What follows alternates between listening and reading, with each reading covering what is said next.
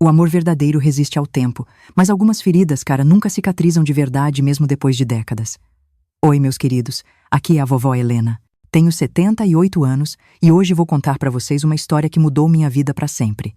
Antes de começar, queria pedir para vocês darem um like neste vídeo, se inscreverem no canal e me contarem aí nos comentários de onde vocês estão assistindo. A companhia de vocês nessa viagem pelas minhas memórias significa muito para mim. Eu nasci numa época em que as meninas eram criadas para serem esposas e mães. Minha mãe sempre dizia que uma boa moça tinha que aprender a cozinhar, costurar e cuidar da casa antes mesmo de pensar em namorar. E foi assim que eu cresci, sonhando com o dia em que ia encontrar um bom rapaz para a gente construir uma família. O Ricardo entrou na minha vida como um furacão. Alto, de olhos castanhos profundos e um sorriso que, nossa, iluminava qualquer lugar. Ele trabalhava na vendinha do bairro e sempre que eu ia lá fazer umas compras para minha mãe, a gente trocava uns olhares tímidos. Um dia, ele finalmente criou coragem e me deu uma bala de caramelo, escondido do dono da venda. Foi nosso pequeno segredo, o primeiro de muitos que a gente ia compartilhar. Começamos a namorar escondido. Naquela época, moça de família não saía sozinha com o rapaz, né? Às vezes, a gente se encontrava no caminho da igreja. Outras vezes, ele passava na frente da minha casa e a gente trocava bilhetinhos quando ninguém estava olhando. Era tudo inocente, puro. Pelo menos era o que eu acreditava. Quando fiz 18 anos, o Ricardo pediu minha mão em casamento. Meu pai, um homem rígido e tradicional, ficou meio assim no começo. Ele tem condição de sustentar uma família? Ele perguntava sem parar. O Ricardo tinha 20 anos e prometeu que ia ralar em dobro para nos dar uma vida digna. Depois de muita insistência, meu pai finalmente deixou. A gente se casou numa cerimônia simples. Eu usei um vestido que minha mãe e eu costuramos juntas por meses. Não era nada de luxo, mas para mim era o vestido mais lindo do mundo. O Ricardo usou o único terno que ele tinha, emprestado de um primo. Éramos jovens, apaixonados e cheios de sonhos. Os primeiros meses de casados foram um conto de fadas. A gente morava numa casinha pequena, mas era o nosso cantinho. O Ricardo trabalhava na construção civil durante o dia e às vezes fazia uns bicos à noite. Eu cuidava da casa e fazia uns doces para vender para a vizinhança. Eram tempos difíceis, mas a gente estava junto e isso parecia ser o suficiente. Foi aí que eu descobri que estava grávida. Meu coração, nossa, transbordou de alegria. O Ricardo também ficou feliz, mas eu notei uma sombra de preocupação nos olhos dele. Como a gente vai sustentar uma criança? Ele perguntava, andando de um lado para o outro na nossa salinha. Eu acalmava ele, dizia que a gente ia dar um jeitinho, que Deus ajuda. A gravidez foi avançando e com ela eu percebi as primeiras mudanças no Ricardo.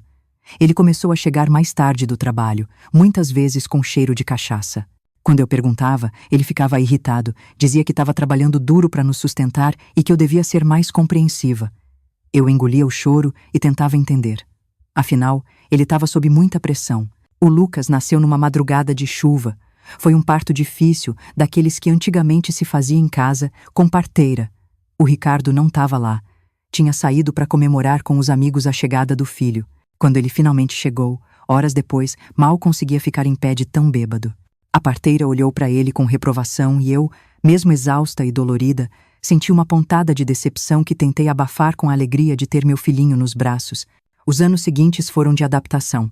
O Ricardo nunca foi um pai presente. Enquanto eu amamentava o Lucas, contava historinhas para ele dormir e cuidava de cada febre, cada arranhão, o Ricardo ficava cada vez mais distante.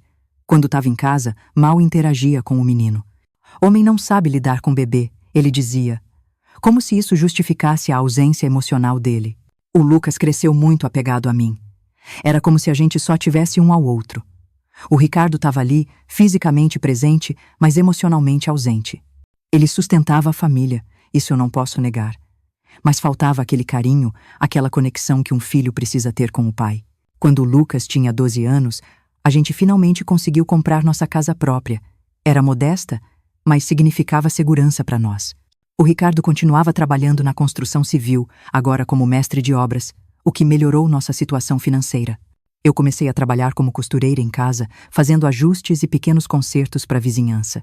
O Lucas era um menino estudioso e gentil, sempre me ajudando com as tarefas de casa e cuidando de mim quando eu ficava até tarde costurando. Os anos passaram e o Lucas se tornou um jovem responsável e trabalhador. Aos 19 anos, conseguiu um emprego numa loja de materiais de construção no centro da cidade. Ele estava feliz, fazendo planos para o futuro, talvez fazer uma faculdade à noite. O Ricardo raramente comentava sobre as conquistas do filho.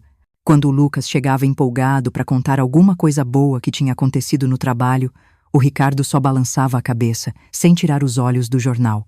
Lembro direitinho do dia em que o Lucas chegou em casa com um brilho diferente nos olhos. Ele tinha conhecido uma moça na loja, uma cliente que precisava de tinta para a casa da tia.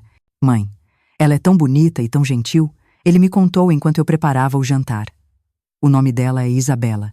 Nos dias seguintes, o Lucas só falava da Isabela. Ele descobriu que ela tinha a mesma idade que ele, 19 anos, e que a história de vida dela era marcada por perdas. O pai tinha abandonado a família quando ela era só um bebê e a mãe tinha falecido alguns anos antes. Desde então, a Isabela morava com uma tia que a acolheu. Quando o Lucas finalmente a convidou para conhecer nossa família, eu estava ansiosa. Queria que essa moça, que tinha despertado sentimentos tão bonitos no meu filho, se sentisse bem-vinda no nosso lar.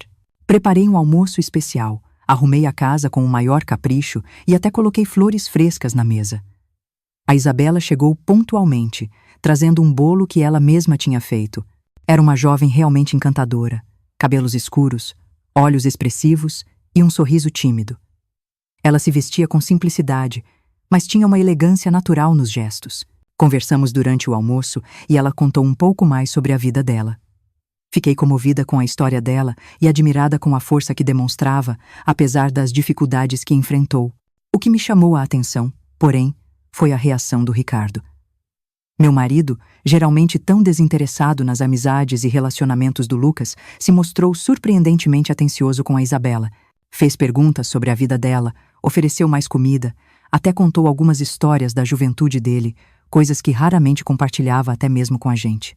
Na época, eu interpretei aquela mudança como algo positivo. Talvez o Ricardo finalmente esteja se interessando pela vida do filho, pensei, sentindo uma pontinha de esperança de que nossa família pudesse se tornar mais unida. Que ingenuidade a minha! Se eu soubesse o que estava por trás daquela súbita mudança de comportamento, talvez pudesse ter evitado a tempestade que estava prestes a devastar nossas vidas. A Isabela começou a frequentar nossa casa com frequência. Ela e o Lucas eram inseparáveis. Quando não estava trabalhando, ele estava com ela. Às vezes iam ao cinema, outras vezes só caminhavam pelo parque da cidade ou ficavam conversando na nossa varanda. Era bonito ver o amor florescer entre dois jovens tão gentis. O Ricardo também mudou seus hábitos. Passou a chegar mais cedo em casa, a participar mais das conversas durante o jantar. Notei que ele sempre perguntava sobre a Isabela quando ela não estava presente. Quando a namorada do Lucas vem nos visitar de novo, ele perguntava com um interesse que na época me pareceu só um sinal de que ele finalmente estava aceitando que o filho tinha crescido. Em poucos meses, o Lucas e a Isabela decidiram oficializar o namoro. Ele me pediu ajuda para escolher um anel simples, mas bonito. Economizou durante semanas para comprá-lo. No dia em que ele planejava fazer o pedido, estava tão nervoso que mal conseguia comer. A Isabela aceitou, claro. Os dois irradiavam felicidade. Com o passar do tempo, a Isabela começou a se sentir cada vez mais à vontade em nossa casa. Como não tinha muitos familiares, ela encontrou em nós a família que tanto queria. Pelo menos era o que eu pensava. Ela me ajudava na cozinha, aprendia algumas receitas, compartilhava segredos. Eu a via quase como a filha que nunca tive. O Ricardo também parecia cada vez mais próximo dela. Oferecia-se para buscar, lá na casa da tia, quando o Lucas estava ocupado. Ajudava-a com pequenos problemas, dava conselhos. Eu me sentia feliz vendo meu marido finalmente demonstrando interesse pela felicidade do nosso filho. Como eu estava enganada. Aproximadamente um ano depois do início do namoro, o Lucas nos surpreendeu com a notícia de que tinha pedido a Isabela em casamento. Eles planejavam uma cerimônia simples, só com amigos próximos e familiares. Como a Isabela não tinha pai para levar, lá até o altar, o Ricardo se ofereceu para assumir esse papel. Seria uma honra. Ele disse com um olhar que interpretei como emoção de pai. Os preparativos para o casamento foram simples, mas cheios de expectativa. O Lucas e a Isabela decidiram que no início morariam com a gente num quartinho que adaptamos nos fundos da casa. Eles economizavam cada centavo para, no futuro, conseguirem seu próprio lar. A Isabela escolheu um vestido de noiva simples que compramos numa loja de vestidos usados.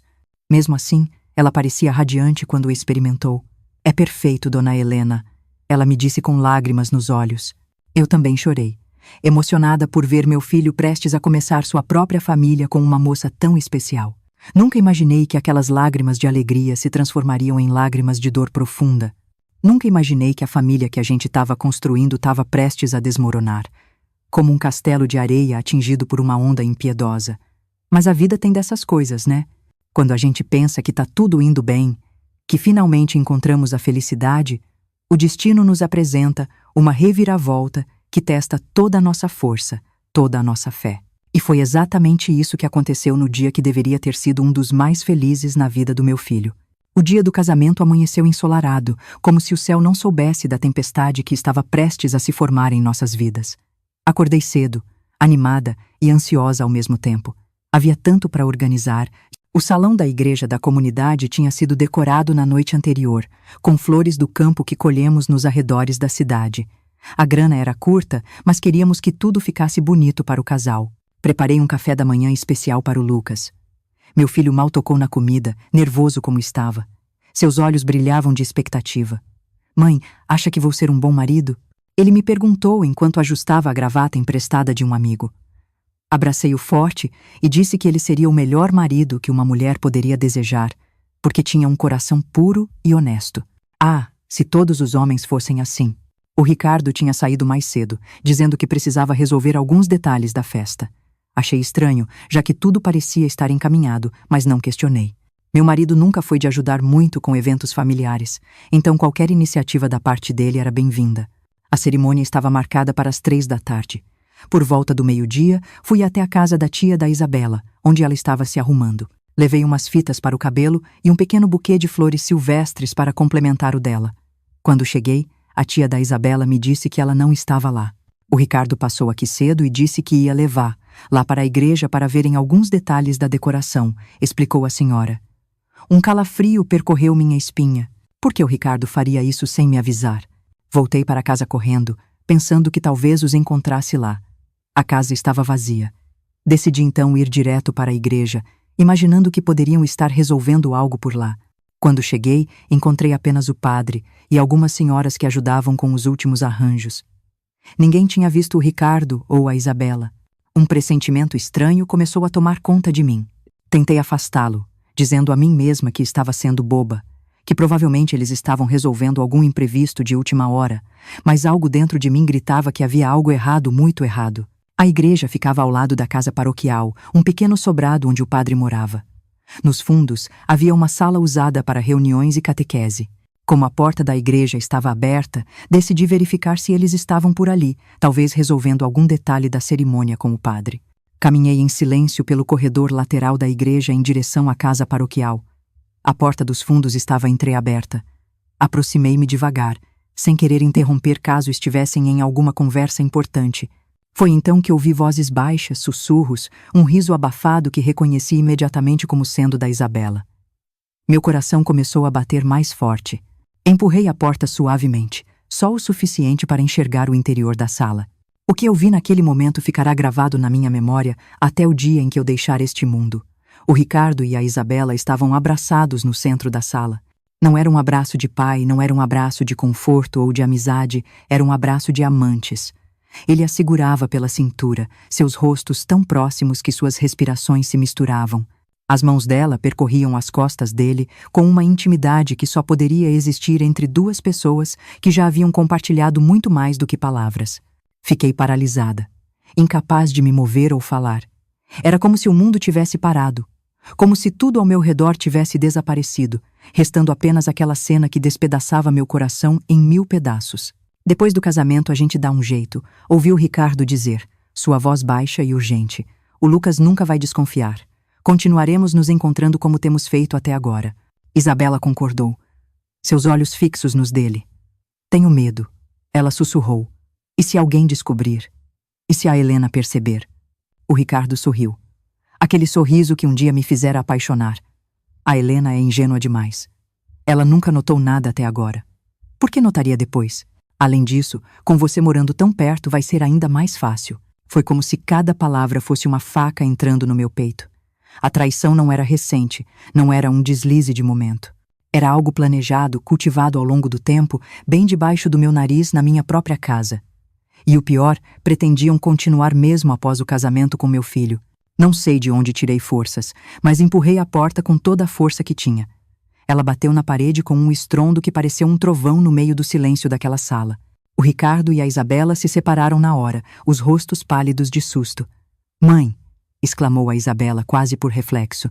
Aquela palavra, vinda dela naquele momento, foi como sal numa ferida aberta. Ela me chamava de mãe enquanto traía meu filho com meu marido. "Há quanto tempo?" perguntei, minha voz tremendo de raiva e dor. "Há quanto tempo isso está acontecendo?" O Ricardo deu um passo à frente, tentando assumir o controle da situação. "Helena, não é o que você está pensando. A gente só estava. Não se atreva a mentir para mim", gritei, interrompendo. "Eu ouvi tudo, tudo. Vocês dois, bem debaixo do meu nariz, na minha casa, com o meu filho." A Isabela começou a chorar, grandes lágrimas escorrendo pelo rosto que minutos antes seria maquiado para o casamento. "Perdão, dona Helena." Ela soluçou. "Eu não queria." Aconteceu. 80 paramas. Quando começou, insisti, ignorando suas lágrimas. Naquele momento eu não tinha compaixão por ela. Só conseguia pensar no Lucas, em como ele ficaria arrasado. O Ricardo tentou se aproximar de mim, mas eu recuei como se o toque dele pudesse me queimar. "Helena, vamos conversar com calma. Os convidados logo vão começar a chegar." "E os convidados?" repeti, incrédula. "Você ainda pensa em seguir com essa farsa? Vocês pretendiam realmente que o Lucas se casasse com ela enquanto vocês dois continuavam." Não consegui completar a frase. A náusea subiu pela minha garganta. Tudo em que eu acreditava, a família que pensei ter construído, a felicidade que imaginei estar próxima, tudo desmoronava diante dos meus olhos. Foi nesse momento que ouvi passos no corredor. O Lucas apareceu na porta, vestido com seu terno emprestado, o rosto ansioso. "Mãe, pai, o que está acontecendo?" Ouvi gritos. Ele parou ao ver a Isabela chorando e o clima tenso na sala. "O que houve?" O tempo pareceu congelar. Como contar ao meu filho que a mulher que ele amava e o pai que ele tanto tentou agradar estavam traindo sua confiança da pior maneira possível? Como destruir seus sonhos e seu coração momentos antes do que deveria ser o dia mais feliz de sua vida? Mas eu sabia que a verdade, por mais dolorosa que fosse, era preferível a uma vida construída sobre mentiras. O Lucas merecia saber. Merecia fazer sua escolha baseada na realidade, não em ilusões. "Lucas", comecei, minha voz mais firme agora. "Encontrei seu pai e a Isabela aqui, juntos." O Lucas franziu a testa, ainda sem entender completamente. "Juntos? Como assim? Eles estavam resolvendo alguma coisa da cerimônia." "Não, filho", respondi, olhando diretamente nos olhos dele. "Eles estavam juntos como um homem e uma mulher que têm um caso. Um caso que, pelo que acabei de descobrir, já dura algum tempo." O rosto do Lucas se transformou diante dos meus olhos. Vi a confusão dar lugar à compreensão e depois ao choque, à dor e finalmente à raiva. Seus olhos, tão parecidos com os meus, encheram-se de lágrimas que ele lutava para conter. "É verdade?" ele perguntou, olhando para Isabela, sua voz quase irreconhecível. A Isabela não conseguiu sustentar o olhar dele. Abaixou a cabeça, as lágrimas agora caindo livremente. O silêncio dela foi resposta suficiente. O Lucas então se virou para o Ricardo. "Pai." A palavra saiu como uma súplica, como se ele ainda esperasse que tudo não passasse de um terrível mal-entendido. O Ricardo, sempre tão seguro de si, parecia ter encolhido. "Filho, eu, nós." Foi um erro, um momento de fraqueza. Não significou nada. Foi a gota d'água. O Lucas avançou sobre o pai com uma fúria que eu jamais tinha visto nele. Segurei-o pelo braço, impedindo-o de fazer algo de que pudesse se arrepender depois. "Não vale a pena, filho", disse, puxando-o para junto de mim. "Eles não valem suas lágrimas, muito menos sua raiva." O Lucas respirava pesadamente, o corpo tremendo de emoção contida. Olhou uma última vez para a Isabela, que agora soluçava abertamente, encolhida num canto da sala. "O casamento está cancelado", ele anunciou, a voz fria e distante.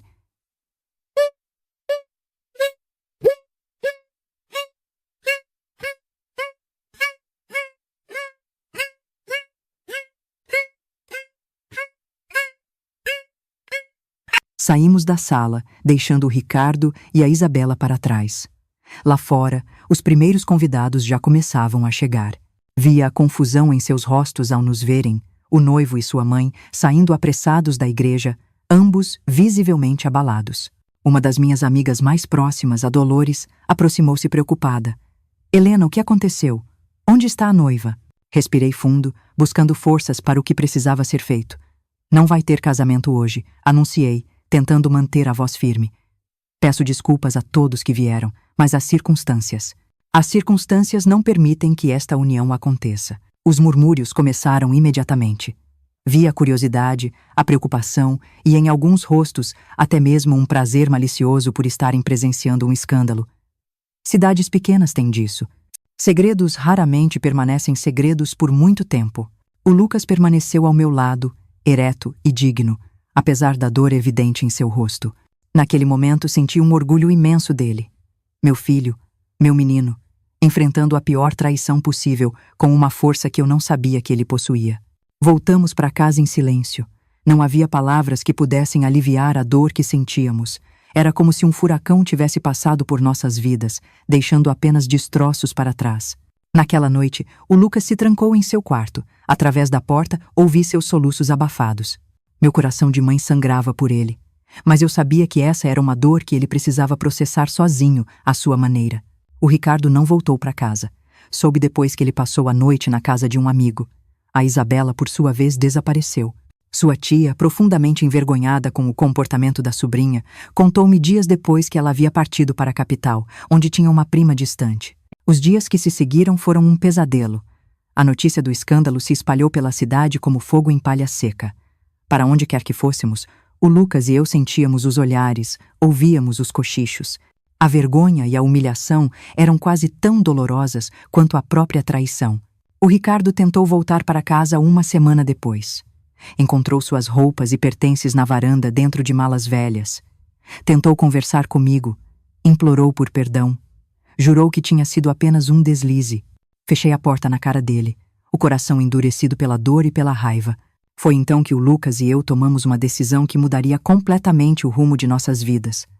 Não podíamos continuar naquela cidade, onde cada esquina, cada rosto conhecido nos lembrava do que havia acontecido. Precisávamos de um novo começo. Um lugar onde pudéssemos respirar, sem o peso do julgamento alheio, sem o fantasma da traição nos assombrando a cada passo. Vamos vender a casa, mãe? O Lucas sugeriu uma noite, enquanto tomávamos chá na cozinha. Vamos para longe daqui, começar de novo. Olhei para meu filho, seus olhos ainda tristes, mas com um brilho de determinação que me deu esperança. Sim, talvez fosse isso que precisávamos. Um novo horizonte, uma nova chance. Longe do Ricardo, longe da Isabela, longe das memórias que nos sufocavam, mas havia um problema. A casa estava no nome do Ricardo e no meu. Como convencê-lo a vender? Como fazer com que ele abrisse mão de sua parte para que pudéssemos seguir em frente? As respostas a essas perguntas viriam de forma inesperada, através de uma vizinha que se tornaria nossa salvadora em meio ao caos.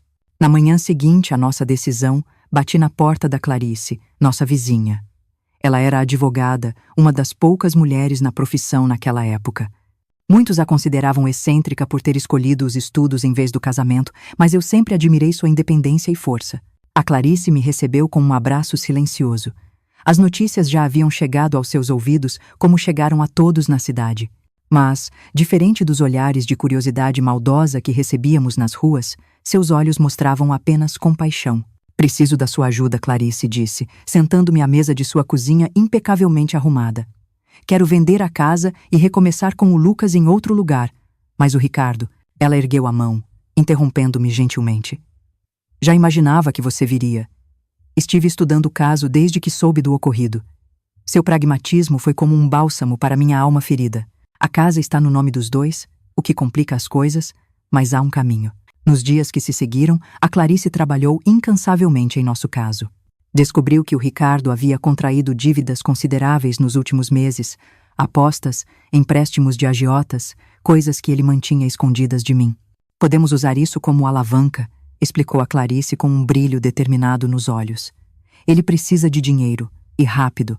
Enquanto isso, fiz o que nunca imaginei fazer. Entrei com o pedido de divórcio. Na época, era algo escandaloso, especialmente numa cidade pequena. Muitas mulheres suportavam todo tipo de humilhação para evitar o estigma de serem divorciadas. Mas depois do que havia acontecido, continuar casada com o Ricardo seria como aplicar veneno em mim mesma diariamente. Nosso plano funcionou melhor do que esperávamos. Quando a Clarice apresentou ao Ricardo a proposta, assinar os papéis do divórcio e concordar com a venda da casa, recebendo uma parte menor do valor para quitar suas dívidas, ele não teve escolha senão aceitar. Estava encurralado tanto por seus credores quanto pela vergonha pública que o cercava desde o escândalo. A casa foi vendida rapidamente, por menos do que valia. Naquela altura, eu não me importava mais. Só queria distância, liberdade, um novo começo para o Lucas e para mim. Com a minha parte do dinheiro, comprei passagens de trem para uma cidade no litoral, a quase 500 quilômetros de distância. Um lugar onde ninguém nos conhecia, onde ninguém saberia da nossa história, a menos que escolhêssemos contá-la. Na véspera da nossa partida, caminhei pela casa vazia uma última vez. Cada cômodo guardava memórias, algumas doces, outras agora envenenadas pela traição. No quarto que dividi com o Ricardo por tantos anos, permiti-me chorar uma última vez. Não por ele, mas pela jovem ingênua que eu fui, pelos sonhos que alimentei, pela vida que pensei que teríamos juntos. O Lucas me encontrou assim, enxugando lágrimas silenciosas enquanto olhava pela janela. Ele se aproximou e segurou minha mão. Meu menino, tão jovem, e já carregando um fardo tão pesado. Vamos ficar bem, mãe. Ele disse com uma convicção que me surpreendeu. Nós dois juntos, vamos construir algo novo, algo só nosso. Na manhã seguinte, embarcamos no trem com apenas 4 malas, roupas, alguns itens pessoais, minha máquina de costura e as economias que mantive escondidas durante anos, guardando um pouco aqui e ali do dinheiro doméstico. Sempre tive o pressentimento de que um dia precisaria desse dinheiro, embora nunca imaginasse o motivo. A viagem foi longa e cansativa, mas cada quilômetro que nos distanciava de nossa antiga vida parecia aliviar um pouco do peso em nossos corações. O Lucas olhava pela janela, observando a paisagem mudar. Campos dando lugar a pequenas cidades, depois a florestas mais densas e, finalmente, vislumbres do oceano ao longe. Chegamos à cidade litorânea no final da tarde. Era um lugar nem grande nem pequeno, movimentado o suficiente para nos proporcionar anonimato, mas não tão imenso que nos sentíssemos perdidos. O cheiro de sal no ar, o som das ondas quebrando na praia, as cores vibrantes do pôr do sol, tudo parecia nos dar as boas-vindas, como se aquele lugar estivesse nos esperando. Com o dinheiro restante da venda da casa, conseguimos alugar um pequeno sobrado perto do centro. O andar de cima tinha 2 quartos minúsculos, enquanto o térreo consistia em uma sala ampla com uma cozinha separada apenas por um balcão. O lugar precisava de reformas. A pintura estava descascando e havia infiltrações em um dos cantos, mas era nosso. Um novo lar, um novo começo. O Lucas logo conseguiu emprego em uma loja de ferragens. O dono, seu Antônio, era um senhor de idade que precisava de ajuda para organizar o estoque e atender os clientes. Não pagava muito, mas era um começo. Eu, por minha vez, voltei a costurar. Coloquei um pequeno anúncio no jornal local, oferecendo serviços de ajustes e confecção de roupas sob medida. Os primeiros meses foram difíceis. O dinheiro era curto, os clientes, escassos. Havia noites em que, depois que o Lucas adormecia, eu me sentava à mesa da cozinha e chorava silenciosamente, perguntando-me se tínhamos feito a escolha certa, se não teria sido mais fácil engolir o orgulho, aceitar as desculpas do Ricardo, fingir que nada havia acontecido. Mas então me lembrava do olhar do Lucas quando descobriu a traição, da dor em seus olhos, da dignidade com que enfrentou a situação. Não poderíamos ter continuado naquela farsa. Este caminho, por mais difícil que fosse, era o único honesto, o único que nos permitiria reconstruir nossas vidas com alguma integridade. Aos poucos, as coisas começaram a melhorar. Minha reputação como costureira cresceu na cidade. Comecei a receber encomendas para festas, vestidos de formatura, até mesmo alguns vestidos de noiva. Ironia do destino. O Lucas foi promovido na loja e começou a estudar contabilidade à noite, em um curso técnico. Foi durante esse período que tive uma ideia que mudaria nossas vidas. Na cidade, havia várias padarias, mas nenhuma que oferecesse os doces típicos da região onde cresci. Os bolos de fubá cremoso, os sequilhos de amido, as broas de milho que aprendi a fazer com minha avó, receitas passadas de geração em geração, guardadas apenas na memória. E se abríssemos uma padaria, Lucas? Sugeri um domingo, enquanto almoçávamos. Não precisaria ser grande. Poderíamos começar aqui mesmo, usando nossa cozinha. Você cuidaria das contas e eu, dos doces. Vi o interesse acender nos olhos dele. Pela primeira vez desde que deixamos nossa cidade natal, havia verdadeira empolgação em sua voz. Poderíamos usar a sala da frente como um pequeno café, ele sugeriu. Colocar 2 ou 3 mesinhas. Servir café com os doces. A ideia ganhou vida rapidamente. Usamos nossas economias para comprar os equipamentos básicos. Um forno maior, formas, utensílios. Transformamos a sala em um espaço acolhedor, com mesinhas cobertas por toalhas coloridas que eu mesma costurei. Uma placa simples na porta anunciava: Doces da vovó, café e confeitaria. O nome foi sugestão do Lucas. Algum dia você será vovó, mãe, ele disse com um sorriso tímido. E esses doces são receitas da sua avó, então faz sentido. Na época, a ideia de ser avó parecia distante, quase impossível. O Lucas mal conseguia olhar para uma moça sem se lembrar da traição da Isabela. As feridas ainda estavam muito frescas. Nosso pequeno negócio começou modestamente. Nos primeiros dias, ficávamos ansiosos, esperando por clientes que não vinham. Mas então, uma senhora provou nosso bolo de fubá e trouxe a irmã no dia seguinte. A irmã trouxe uma amiga, que trouxe outra. O boca a boca foi nossa melhor publicidade. Em poucos meses, nosso café estava sempre cheio. As receitas tradicionais conquistaram o paladar dos moradores locais, encantados com sabores que muitos nunca haviam experimentado antes. Precisamos contratar ajuda. Primeiro, uma moça para servir as mesas, depois um rapaz para auxiliar na cozinha. Com o crescimento do negócio, ficou claro que precisávamos de um espaço maior. Foi quando surgiu a oportunidade de alugar uma loja vazia na rua principal, bem no coração comercial da cidade. Era um risco. O aluguel era consideravelmente mais alto, mas o Lucas, com seus conhecimentos de contabilidade, fez as contas e garantiu que poderíamos arcar com o investimento. A mudança para o novo espaço marcou uma nova fase em nossas vidas. Doces da Vovó não era mais apenas um pequeno café improvisado, mas uma padaria e confeitaria respeitada na cidade. Ampliamos o cardápio, incluindo pães artesanais e tortas salgadas, além dos doces que nos tornaram famosos. O Lucas floresceu como administrador do negócio. Era meticuloso com as contas, criativo nas estratégias para atrair novos clientes, respeitoso e justo com os funcionários. Vê-lo assim, confiante e realizado, foi o maior presente que eu poderia receber após tanto sofrimento. Quanto a mim, encontrei na cozinha não apenas um meio de sustento, mas uma forma de cura. Cada receita que preparava me conectava com minhas raízes, com as mulheres fortes da minha família que vieram antes de mim. Amassar o pão, modelar os biscoitos, decorar os bolos, havia algo terapêutico nesses gestos repetitivos, nessa criação de alimentos que traziam conforto e alegria a tantas pessoas. À medida que os anos passavam, nossa ferida foi cicatrizando. Nunca esquecemos o que aconteceu, mas a dor se tornou mais suportável, menos presente no dia a dia. Construímos uma nova vida, uma identidade que não estava mais atrelada ao escândalo que nos forçou a fugir. 5 anos após nossa chegada à cidade litorânea, recebemos uma carta da Clarice, nossa antiga vizinha e salvadora. Ela nos informava que o Ricardo havia se mudado para o interior, onde vivia modestamente. Segundo ela, ele nunca mais se casou e raramente era visto em público. Quanto a Isabela, ninguém sabia seu paradeiro. A notícia não despertou em mim nem raiva, nem satisfação. Apenas uma estranha sensação de distanciamento, como se aquelas pessoas pertencessem a outra vida, vivida por outra mulher. Mostrei a carta ao Lucas, que a leu em silêncio e depois simplesmente disse: "Espero que tenham encontrado paz, assim como nós." Foi nesse período que notei uma mudança sutil no Lucas.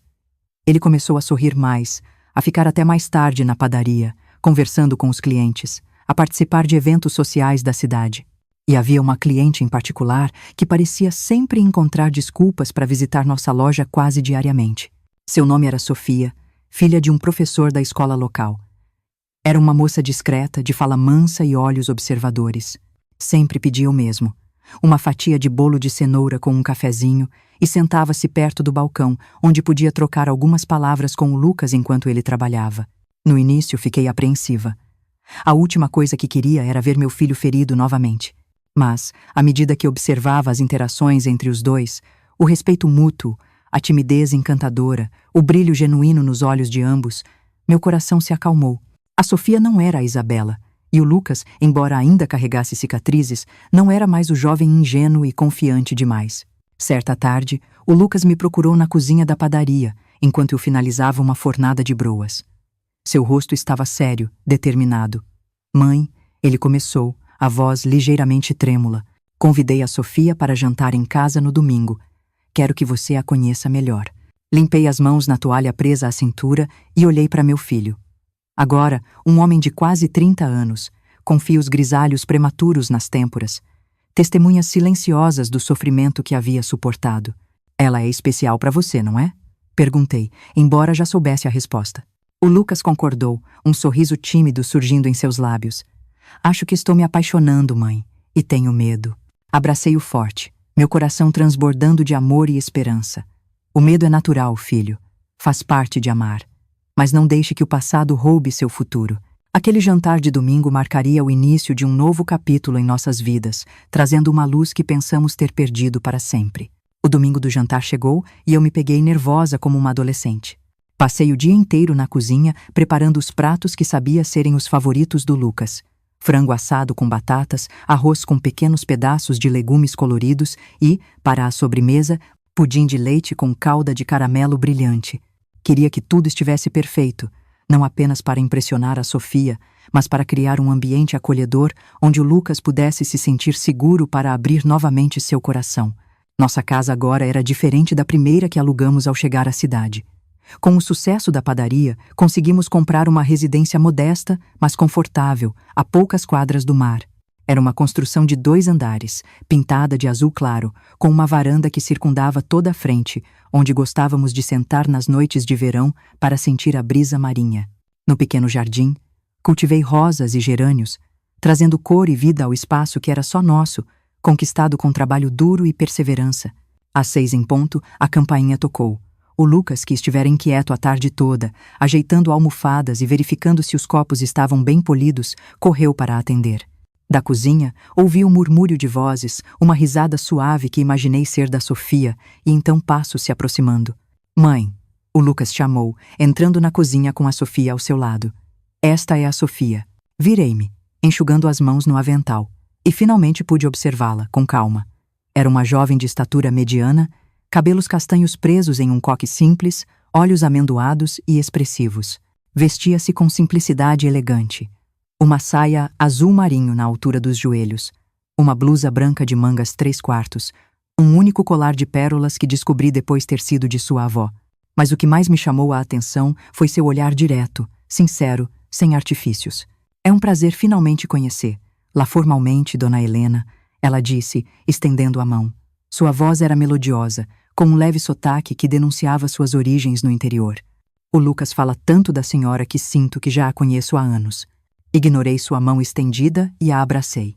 Algo nela, talvez a sinceridade desarmada de seus olhos, talvez a forma respeitosa como se mantinha a uma distância modesta do Lucas, tocou meu coração de mãe, afastando um pouco do medo que ainda guardava. O jantar transcorreu melhor do que eu poderia esperar. A Sofia não era apenas educada, era genuinamente interessante. Filha de um professor de literatura e uma enfermeira, havia crescido cercada de livros e histórias. Formou-se professora também e lecionava para crianças na escola local. Falava com paixão sobre seus alunos, sobre os desafios e alegrias de ensinar crianças a ler e descobrir o mundo através das palavras. Minha mãe dizia que um livro é uma porta que você pode abrir a qualquer momento para escapar, aprender ou simplesmente sonhar. Ela comentou enquanto saboreava o pudim que eu havia servido de sobremesa. Tento passar isso para meus alunos. Vi como o Lucas a olhava. Com admiração, sim, mas também com um respeito que ia além da atração física. Ele a escutava atentamente, fazia perguntas que demonstravam interesse genuíno em suas opiniões, ria de suas observações espirituosas sem qualquer condescendência. Era uma dinâmica tão diferente da que tivera com a Isabela, onde a paixão juvenil muitas vezes ofuscava conversas mais profundas. Após o jantar, o Lucas sugeriu que mostrassem a Sofia o pequeno jardim dos fundos, onde cultivávamos também algumas ervas para uso na padaria. Fiquei para trás, arrumando a cozinha, dando-lhes espaço para conversar, sem a presença vigilante da mãe. Pela janela, observei-os caminhando lado a lado, mantendo uma distância respeitosa, mas com os corpos ligeiramente inclinados um para o outro, como plantas que naturalmente se voltam para o sol. Nas semanas que se seguiram, a Sofia tornou-se presença constante em nossa casa. Jantava conosco aos domingos. Às vezes aparecia na padaria após as aulas para ajudar no balcão ou simplesmente tomar um café e corrigir os trabalhos de seus alunos. Trouxe-nos livros que achava que gostaríamos. Romances clássicos para mim, tratados de administração e economia para o Lucas. Nossa pequena biblioteca, antes composta principalmente de livros de receitas e manuais técnicos, começou a crescer e a se diversificar. Percebi como a presença da Sofia estava curando meu filho. Ele voltou a cantar enquanto trabalhava, algo que não fazia desde antes do desastre com a Isabela. Sua postura tornou-se mais ereta, seus sorrisos mais frequentes e espontâneos. Mesmo suas decisões na padaria tornaram-se mais ousadas e criativas, como se o amor renascente estivesse despertando outras formas de coragem. Cerca de 8 meses após aquele primeiro jantar, o Lucas me procurou na cozinha de casa, onde eu preparava conservas de pêssego. Seu rosto tinha aquela expressão determinada que eu conhecia tão bem. A mesma que tinha quando decidimos deixar nossa cidade natal, quando propôs abrirmos a padaria, quando enfrentamos os primeiros desafios do negócio. Mãe, ele começou, sentando-se à mesa da cozinha. Quero pedir a Sofia em casamento. Embora já esperasse por esse momento, senti um aperto no coração. Não era medo. A Sofia havia provado, dia após dia, ser digna do amor do Lucas. Era uma sensação agridoce, o reconhecimento de que uma fase de nossas vidas estava terminando e outra começando. Ela te faz feliz? Respondi, não como uma pergunta, mas como uma constatação. O Lucas concordou, um sorriso iluminando seu rosto. Mais do que pensei ser possível novamente. Enxuguei as mãos no avental e me sentei à sua frente. Então, tem minha bênção, se é isso que está perguntando. Mas Lucas, você conversou com ela sobre o passado, sobre o que aconteceu? A expressão dele ficou séria. Não completamente. Ela sabe que fui noivo antes, que terminou mal, que por isso viemos para cá. Mas não contei os detalhes. Segurei suas mãos entre as minhas. Filho, um casamento não pode começar com segredos. A Sofia merece saber por que você carrega certas cicatrizes, certos medos. Se ela realmente te ama, e acredito que ama, vai entender. O Lucas prometeu conversar com a Sofia, e alguns dias depois, convidou-a para um passeio à beira-mar ao entardecer. Não sei exatamente o que foi dito naquela conversa, mas quando retornaram horas depois, percebi que ambos haviam chorado. A Sofia se aproximou de mim e me abraçou longamente, sem dizer nada. Naquele abraço silencioso, senti que ela compreendera não apenas a dor do Lucas, mas também a minha. O pedido de casamento aconteceu um mês depois, durante um piquenique no mesmo trecho de praia onde haviam conversado sobre o passado.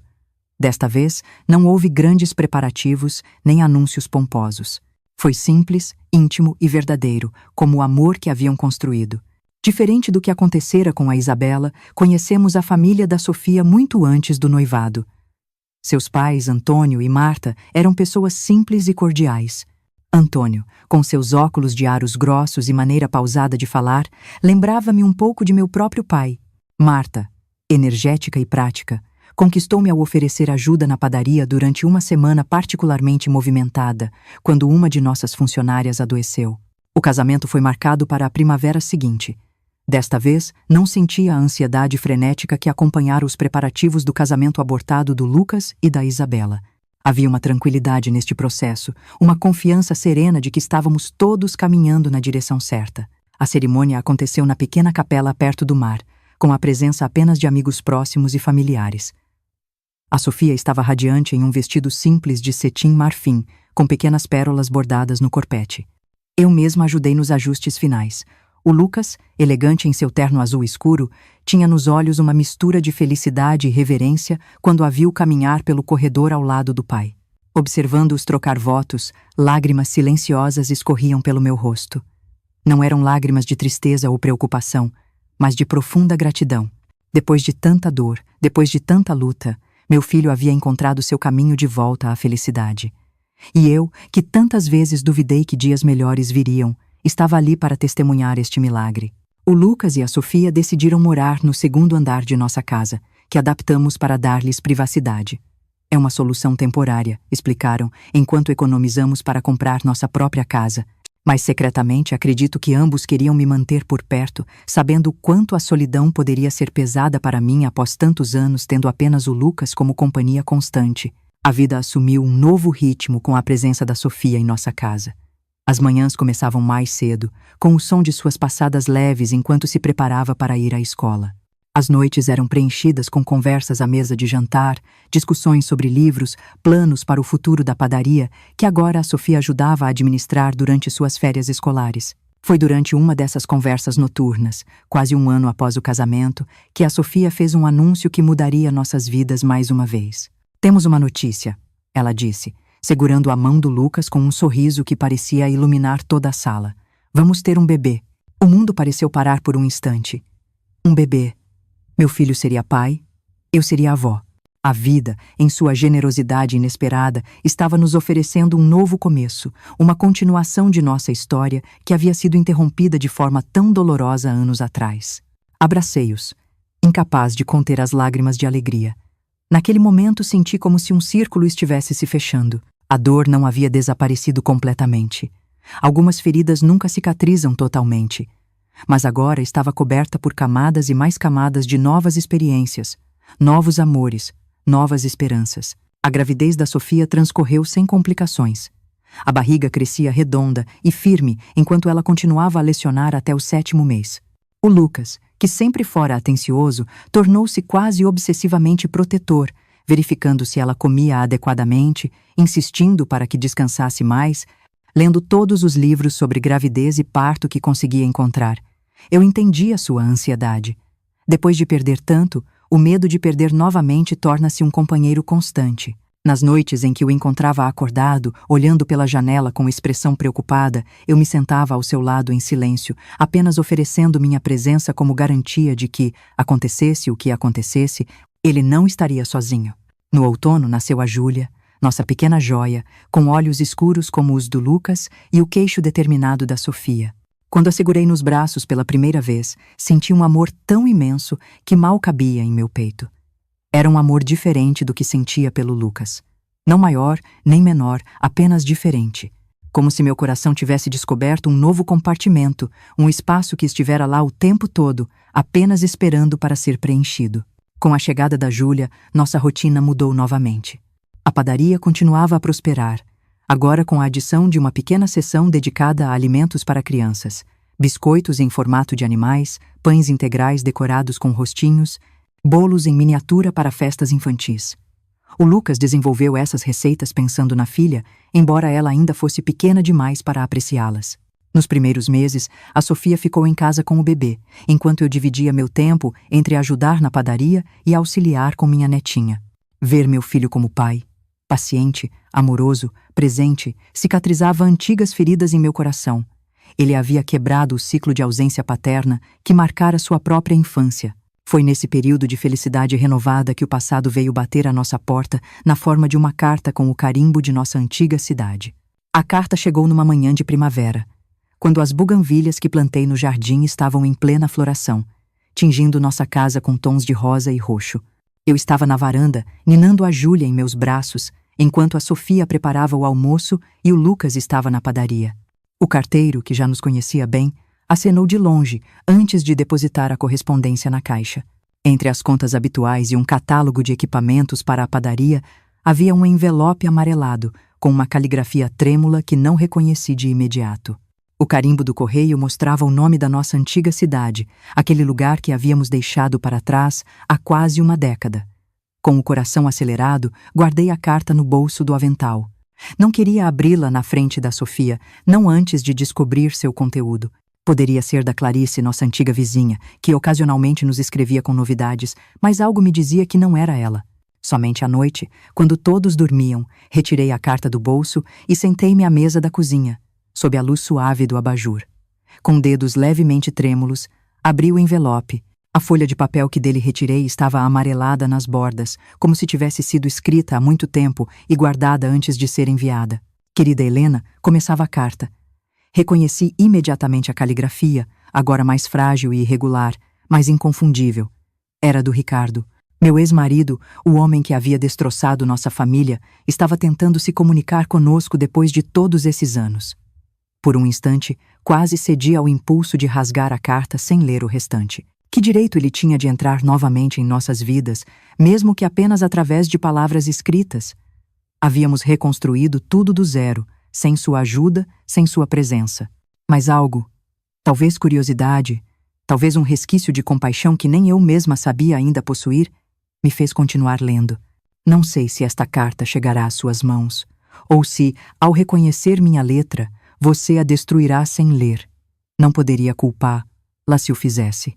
Mas preciso escrever mesmo assim, na esperança de que talvez, depois de todos esses anos, você encontre em seu coração espaço para receber minhas palavras.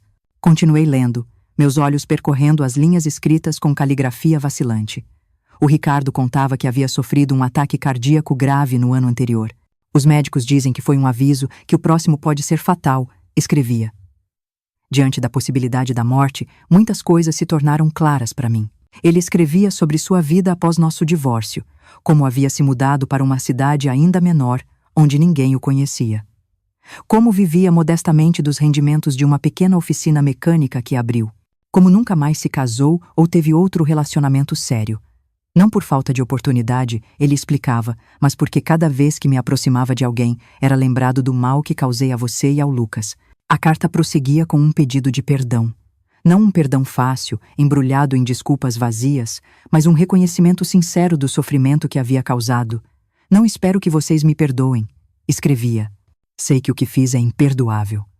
Trair você já seria terrível, mas trair meu próprio filho da maneira como fiz. Não há desculpas suficientes no mundo. O Ricardo continuava, contando que havia se correspondido brevemente com a Isabela alguns anos após o incidente. Ela havia se casado com um homem mais velho em outra cidade, mas o casamento não durou. Segundo ele, ela nunca superou completamente a culpa pelo que havia feito. Não estou escrevendo para despertar velhas feridas, prosseguia a carta. Apenas para dizer que penso em vocês todos os dias, que me arrependo profundamente do mal que causei, que espero sinceramente que tenham encontrado a felicidade que merecem. No final da carta, havia um pedido que me surpreendeu. Sei que não tenho o direito de pedir nada, mas gostaria de ver o Lucas uma última vez antes de morrer. Não para pedir perdão, sei que não o mereço. Mas apenas para vê-lo, para saber que está bem. Estou hospedado na pensão da Dona Clotilde, perto da estação de trem de sua cidade. Ficarei aqui por 2 semanas, mas entenderei se você optar por não mostrar esta carta a ele. Fiquei ali sentada, a carta entre meus dedos, lágrimas silenciosas escorrendo pelo meu rosto. Não eram lágrimas de tristeza ou raiva, mas algo mais complexo, uma mistura de memórias dolorosas e a compreensão de que o tempo havia transformado todos nós. O Ricardo que escrevera aquela carta não parecia ser o mesmo homem que eu conheci. O jovem arrogante que me cortejou, o marido ausente, o pai distante, o traidor que destruiu nossa família, este era um homem envelhecido, adoecido, confrontando sua própria mortalidade e os erros que cometeu ao longo da vida. Guardei a carta em uma gaveta e fui para a cama, mas o sono não veio facilmente. 1000 pensamentos rodopiavam em minha mente. Deveria mostrar a carta ao Lucas? Seria cruel reabrir feridas tão antigas? Ou seria ainda mais cruel negar-lhe a oportunidade de fazer as pazes com seu passado, de confrontar o homem que tanto o magoou? Na manhã seguinte observei meu filho à mesa do café. Ele brincava com a Júlia, agora com quase 2 anos, fazendo-a rir com caretas engraçadas. A Sofia sorria enquanto preparava a mamadeira. Era um quadro de felicidade doméstica, algo que parecera impossível nos dias sombrios após a traição. O Lucas havia construído uma vida bela, apesar da dor. Havia se tornado um homem melhor do que seu pai jamais fora, presente, amoroso, leal. Ele merecia saber da carta. Merecia ter a escolha de ver o Ricardo ou não. Esperei até que a Sofia saísse para levar a Júlia ao pediatra. O Lucas havia tirado a manhã de folga para resolver alguns assuntos da padaria em casa. Encontrei-o no pequeno escritório que havíamos improvisado, debruçado sobre livros de contabilidade. Filho, chamei suavemente. Chegou uma carta ontem. Acho que você precisa ler. Seus olhos se arregalaram levemente ao reconhecer o remetente. Por um momento pensei que ele fosse recusar, que jogaria a carta fora sem abrir. Mas então, com um suspiro profundo, sentou-se e começou a ler. Observei cada expressão que cruzava seu rosto. Surpresa, dor, raiva e, finalmente, algo que parecia resignação. Quando terminou, dobrou cuidadosamente a carta e ficou em silêncio por longos minutos. O que você acha? Perguntei finalmente, incapaz de suportar o silêncio por mais tempo. O Lucas levantou os olhos para mim e vi neles o menino que ele havia sido, o jovem ferido que deixara nossa cidade natal e também o homem forte em que se transformara. Não sei, respondeu honestamente. Uma parte de mim quer ignorar isso, fingir que nunca recebemos esta carta. E a outra parte, incentivei suavemente, a outra parte quer vê-lo.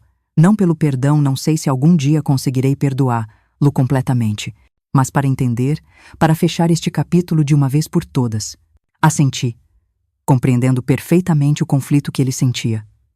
Qualquer que seja a sua decisão, estarei ao seu lado. O Lucas conversou com a Sofia naquela noite. Não escutei a conversa, mas pela manhã ela me abraçou longamente.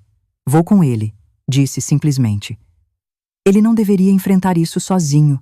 3 dias depois, o Lucas e a Sofia foram à pensão onde o Ricardo estava hospedado. Fiquei em casa com a Júlia, meu coração apertado de preocupação. Eles ficaram fora por horas, e cada minuto parecia se arrastar interminavelmente. Quando finalmente retornaram, vi no rosto do Lucas uma expressão que não consegui decifrar completamente. Não era paz, exatamente, mas algo próximo à resolução, como se um peso tivesse sido, se não removido, pelo menos redistribuído de forma a tornar-se mais suportável. Como foi?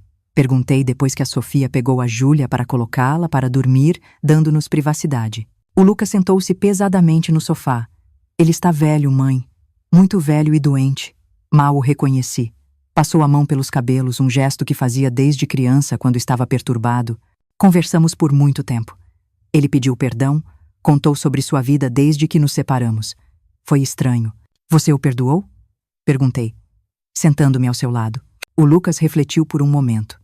Não sei se perdão é a palavra certa, mas disse a ele que não carrego mais ódio, que construí uma vida boa, com uma esposa que amo e uma filha que é minha alegria, que, apesar do que ele fez, encontrei meu caminho. Lágrimas silenciosas escorreram pelo meu rosto. Meu filho, meu menino que havia sofrido tanto, demonstrava uma força e uma sabedoria que me enchiam de orgulho. Ele perguntou por você. O Lucas continuou. Queria saber se você estava bem, se era feliz. Não sabia o que responder. Ele me olhou. Uma pergunta silenciosa em seus olhos. Por um longo momento pensei no que dizer. Eu era feliz? Depois de tudo o que havia acontecido, depois de toda a dor, da traição, da luta para reconstruir nossas vidas do zero, sim, respondi finalmente, com absoluta certeza. Sou feliz. Não da forma como imaginei que seria quando era jovem e sonhadora, mas de uma maneira mais profunda, mais verdadeira.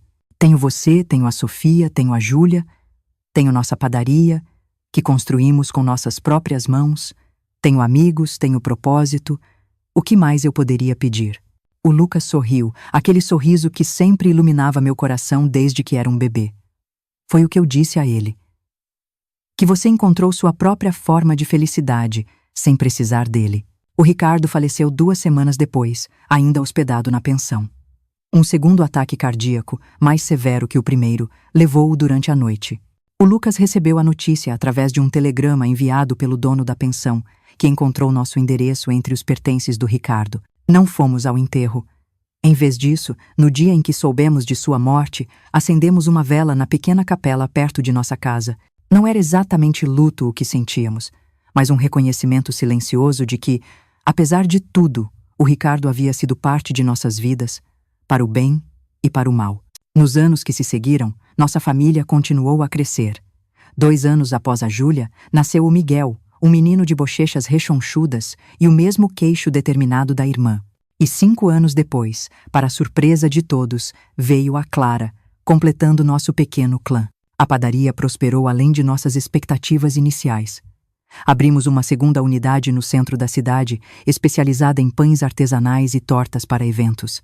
O Lucas revelou-se um administrador nato, enquanto eu continuava supervisionando a produção, garantindo que cada receita mantivesse a qualidade que nos tornara famosos na região. A Sofia continuou lecionando, mas também encontrou tempo para escrever livros infantis, inspirados nas histórias que contava para seus filhos e alunos. Seu primeiro livro, ilustrado por um artista local, vendeu surpreendentemente bem e abriu portas para uma carreira paralela que a enchia de satisfação. Quanto a mim, aos poucos fui delegando mais responsabilidades na padaria para funcionários de confiança. Preferia passar meu tempo com os netos, ensinando-lhes as mesmas receitas que minha avó me ensinara, contando histórias de nossa antiga cidade, as partes boas, as memórias doces, filtrando cuidadosamente o amargo para preservar sua inocência. Numa tarde tranquila, enquanto observava a Júlia, agora com 12 anos, ajudando a pequena Clara a fazer biscoitos na cozinha, uma pergunta inesperada me pegou de surpresa. Vovó, a Júlia chamou, as mãos cobertas de farinha. Por que você e o papai vieram morar aqui? Vocês nunca falam muito sobre a cidade onde nasceram. Olhei para minha neta, os mesmos olhos escuros do Lucas, a mesma curiosidade que ele tinha na infância, e percebi que havia chegado o momento de compartilhar um pouco mais de nossa história. Não todos os detalhes sombrios, mas o suficiente para que ela entendesse a jornada que nos trouxe até ali. Às vezes, querida, respondi. Sentando-me à mesa da cozinha, a vida nos apresenta desafios que parecem impossíveis de superar. Foi o que aconteceu com seu pai e comigo. Tivemos que deixar para trás o lugar onde nascemos, porque havia memórias dolorosas demais lá. Vocês estavam tristes? Perguntou a Clara, com a inocência de seus 5 anos. Sim, estávamos muito tristes, confirmei, acariciando seus cabelos. Mas sabe o que descobrimos? Que às vezes é preciso perder algo para encontrar algo ainda melhor. Se não tivéssemos vindo para cá, seu pai nunca teria conhecido sua mãe. Vocês 3 nunca teriam nascido. Nossa padaria não existiria. A Júlia refletiu por um momento, com uma maturidade além de sua idade. Então foi uma coisa boa no final das contas? Olhei pela janela da cozinha para o jardim, onde as flores que plantei anos atrás continuavam a florescer a cada primavera. Para o céu azul que testemunhou nossa jornada de dor e recomeço. Para a vida que construímos das cinzas de sonhos destruídos. Foi, minha querida, respondi com absoluta convicção. Foi a melhor coisa que poderia ter acontecido conosco. E era verdade. A traição que um dia pensei que destruiria nossas vidas havia sido apenas o início de uma jornada que nos trouxe até aqui, a este momento, a esta cozinha cheia do aroma de biscoitos assando, ao som das risadas de minhas netas, a paz que finalmente encontrei. Aos 78 anos, olhando para trás, para a jovem ingênua que fui, para a mãe desesperada que lutou para proteger seu filho, para a mulher resiliente que reconstruiu sua vida, pedaço por pedaço, só posso sentir gratidão. Gratidão pelas provações que me fortaleceram, pelos desafios que me moldaram, pelo amor que, contra todas as probabilidades, floresceu em solo que pensei estar estéril para sempre. As cicatrizes ainda estão lá, é claro. Há noites em que ainda acordo com o eco daquela dor antiga reverberando em meu peito. Há momentos em que vejo no rosto do Lucas um vislumbre da mágoa que ele carregará para sempre.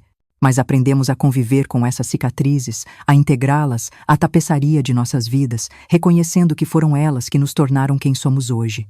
Se eu pudesse falar com aquela jovem Helena, assustada e traída, parada na porta daquela sala na casa paroquial, eu diria a ela: coragem, o caminho será difícil. Haverá dias em que você pensará que não conseguirá continuar. Mas continue, um passo de cada vez. Porque do outro lado dessa dor, existe uma vida que você nem consegue imaginar agora. Uma vida de propósito, de alegria, de amor renovado. E então, talvez, eu contaria a ela sobre esta cozinha ensolarada, sobre as mãos pequenas de minhas netas cobertas de farinha, sobre o som da risada do Lucas vindo do jardim onde ele brinca com o Miguel, sobre o livro da Sofia aberto sobre a mesa, cheio de histórias que encantam crianças por toda a região. Contaria a ela que o coração partido pode ser remendado, que a confiança quebrada pode ser reconstruída, que o amor verdadeiro e honesto sempre encontra um caminho, mesmo através das ruínas do que um dia pensamos ser tudo o que queríamos. Porque esta é a verdade que descobri em meus 78 anos de vida. Não são nossas quedas que nos definem, mas a forma como nos levantamos depois delas. Não são as feridas que recebemos, mas a maneira como as curamos. Não é a dor que nos transforma, mas a alegria que, apesar de tudo, escolhemos buscar dia após dia, ano após ano, até que olhamos para trás e percebemos que a jornada, com todas as suas curvas inesperadas, nos trouxe exatamente para onde deveríamos estar. E aqui estou eu, Helena, vovó de 3 crianças maravilhosas, mãe de um filho extraordinário, sogra de uma mulher que amo como filha, proprietária de uma padaria próspera, sobrevivente de uma traição que pensei que me destruiria, testemunha do poder da perseverança, do perdão e da fé inabalável de que, mesmo nos momentos mais sombrios, a luz sempre encontra um caminho de volta para nossos corações. E é assim, meus queridos, que termina a minha história. Se esta história tocou seu coração de alguma forma, peço que deixem seu like, se inscrevam no canal para mais histórias como esta e compartilhem com alguém que possa precisar ouvir que, mesmo nos momentos mais sombrios, sempre há esperança. Não se esqueçam de comentar de onde estão assistindo. Até a próxima, com muito carinho, Vovó Helena.